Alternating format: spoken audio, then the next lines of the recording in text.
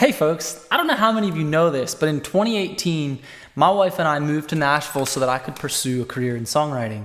And here's 5 things that I learned from that experience. The first thing I learned is a very hard lesson to learn, is that people don't give a rip about you. So what happened was I had a job lined up at the Grand Ole Opry when I moved down, or so I thought. I had called a hiring manager in November and he said, yeah man, we need a janitor and you can start working in January when you move down. Just give me a call, I'll set you up. So I was like, all right, great. I can be janitor at the Grand Ole Opry. And so I got down there, moved all my stuff down. January 2nd, I called the manager and I said, hey man, I'm ready to start work. When I kind of come in. And he said, who is this? And I said, this is Conrad Fisher. You said you have a job for me. And he said, I don't know who you are. Click. And I freaked out because I had a mortgage at home to pay and I had rent to pay in Nashville. And it was extremely scary because I'm in a new city, stuff's expensive. So I called one of my friends, my only friend. I knew one person in Nashville when I moved down.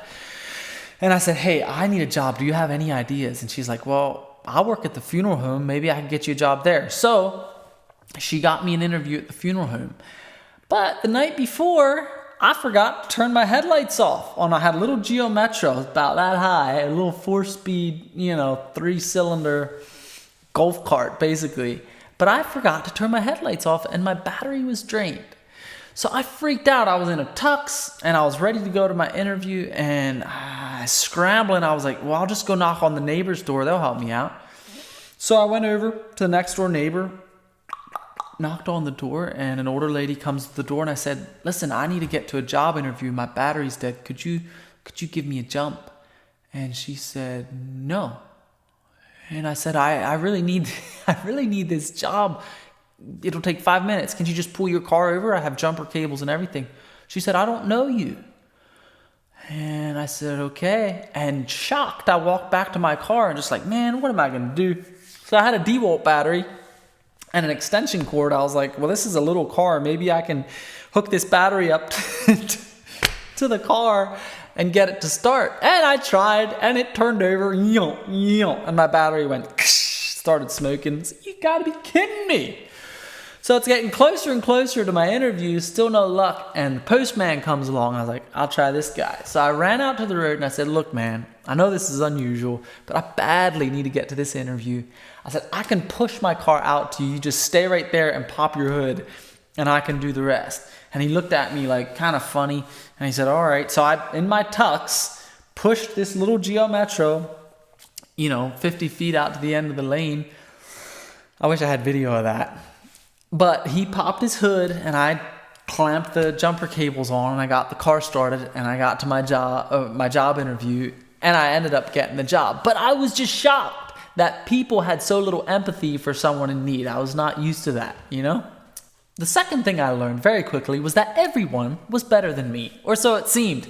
I don't know how many people are moving to Nashville every day, but it's a lot. And it seems like on every corner there was a better looking, faster picking, sweeter singing, musician than old Conrad Fisher. So it really made me hone my craft, focus on what I was good at, and find my voice. And part of that was learning to embrace my heritage. I come from Amish heritage.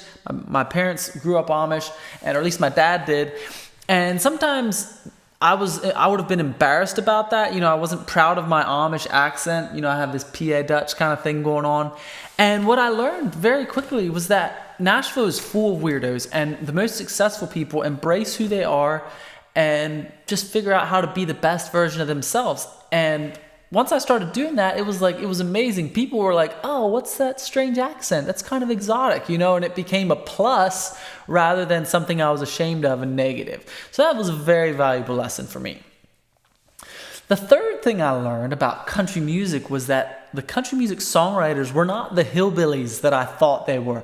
I just had this picture in my mind of, these old guys in their coveralls with their straw hat and chewing on a twig, trying to make stuff up. And sometimes it's the case, but very often not. The first songwriter I met was a man named Fred Knobloch, and he has hits with George Strait and Faith Hill and Ray Charles.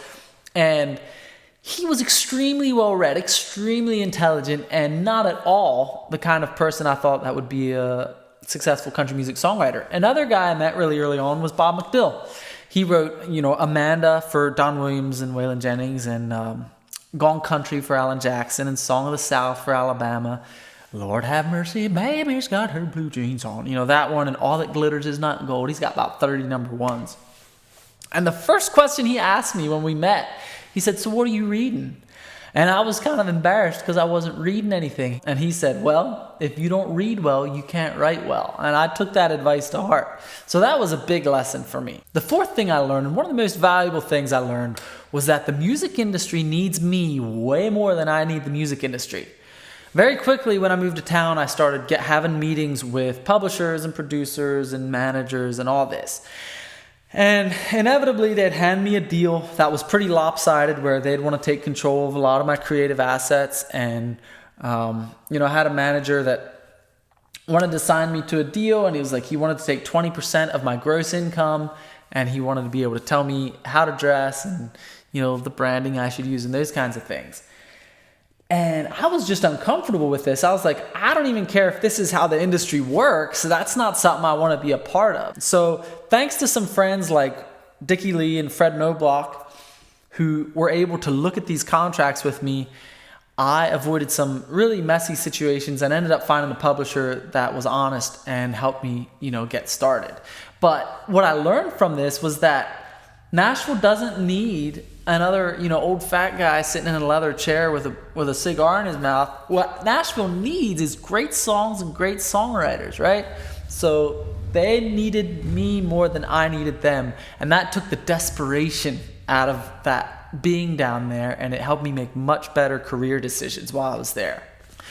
The fifth thing I learned, and probably the most important thing I learned, was the value of community that knows you and loves you. I moved down, I had one friend that I knew pretty well, and then like an acquaintance. And that was it. And I was not prepared for how difficult that would make life. Small things like going to the bank. You open a new account, and it's like you want to wire 10 grand from here to there or whatever. And they'll gauge you, and they'll call around, and and here, man, I called Tyler Hutchinson at the bank, and it's like, "Oh yeah, Conrad, sure, we'll get that right over." And it's just much more seamless. If I forget my wallet at the hardware store, I'll be like, "Well, can I come out in 20 minutes?" And they'll hold the stuff for me, and I'll come out and pay later or whatever. That does not happen when you're in a new town. And that was jarring for me. Even things like, where do I get my car serviced, right? Here, it's like I knew 15 mechanics, and they all kind of knew me and where I fit in and who I was. And that just makes life so much easier. I wasn't aware of that, of how much easier life is when you have community and acquaintances and people that care about you and trust you. And so I had to start from scratch and build that. So there you go. That's the 5 things I learned from living in Nashville. Thanks for watching. Until next time, you'll have a good one.